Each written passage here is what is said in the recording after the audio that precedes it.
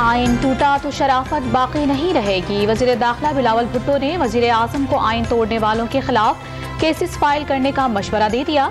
कौमी असम्बली में खिताब के दौरान डैम फंड पर भी सवालात उठा दिए। कौमी असम्बली में प्रैक्टिस एंड प्रोसीजर बिल 2023 मंजूर। इस कानून साजी से वन मैन शो का खात्मा होगा।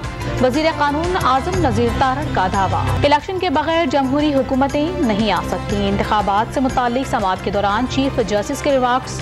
सियासी दर्जा हरारत कम करने के लिए फरीकैन से तहरीरी यकीन दहानी तलब। टेरियान वाइट केस में दरखास्त गुजार ने नए दस्तावेजात और दलाइल की इजाजत मांग ली। सारी बहस हो चुकी, अब फिर नई दस्तावेजात किस लिए? चीफ जस्टिस का इस्तफसार। अदालत की कल दलाइल मुकम्मल करने की हिदायत। और जज धमकी केस में इमरान खान के नाकाबिल जमानत वारंट के खिलाफ सेशन कोर्ट में अपील दायर। एडिशनल सेशन जज कल नजरसानी अपील पर समाअत करेंगे।